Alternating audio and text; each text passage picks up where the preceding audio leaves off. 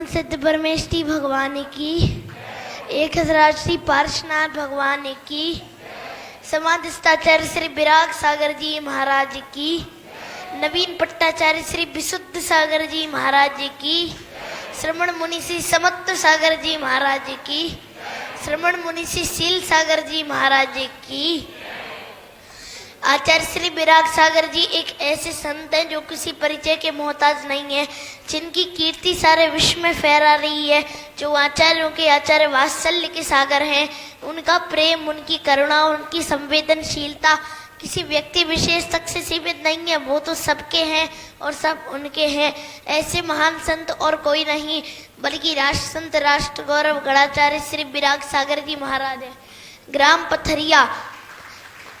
ग्राम पथरिया जिला मध्य प्रदेश के दमोह जिले का एक छोटा सा गांव, जो गणाचार्य विराग सागर जैसे महान संत का जन्म स्थान है। दिन शुक्रवार 2 मई 1963, वीर निर्वाण संवत 2020, पिता कपूरचंद और माता श्यामा देवी के आंगन में पुत्र की किलकारियां गूंज उठी। नाम रखा अरविंद।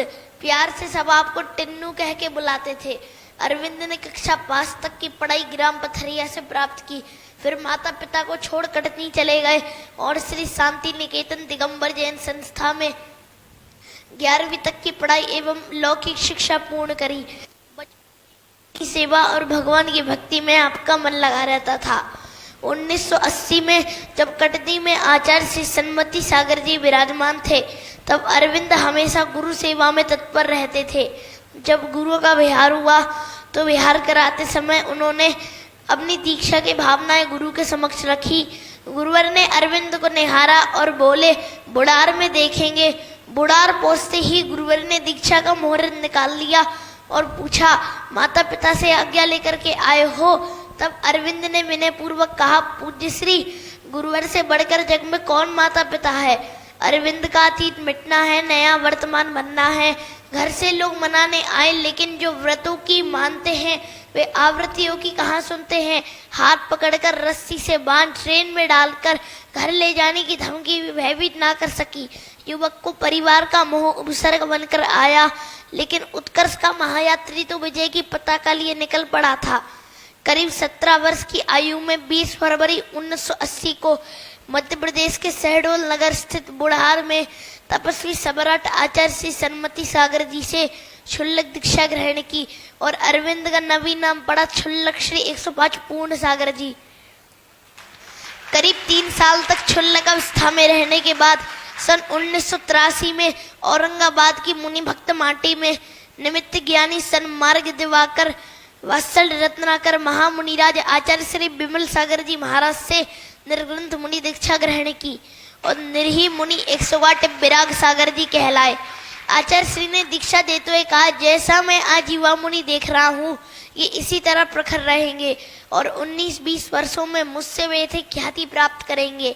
ये अपनी सरलता, वात्सल्यता और विनयशीलता के कारण अपने समकालिक दिगंबर मुनियों की तुलना में अधिक यश पाएंगे। ऐसे शिष्य को दीक्षा देने से मुझे जो खुशी हुई है वह गर्वातीत है। मेरा आशीर्वाद उनके साथ है और हमेशा रहेगा, मेरे ना रहने पर भी रहेगा। कपूरचंद, श्यामा का लला, विजय, सुरेंद्र, नरेंद्र, स्नेह बहन, मीना, बिमला का भाई अरविंद क्षुल्लक पूर्ण सागर से मुनि 108 विराग सागर बनके जैनेश्वरी दीक्षा के अभ्याय का स्वर्ण पृष्ठ बन गया।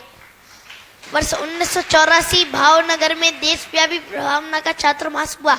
1990 में मेरे शहर टीकमगढ़ में, 1991 श्रेयांसगिरी, 1992 द्रोणगिरी और द्रोणगिरी में ही 8 नवंबर 1992 को आचार्य पद से विभूषित हुए।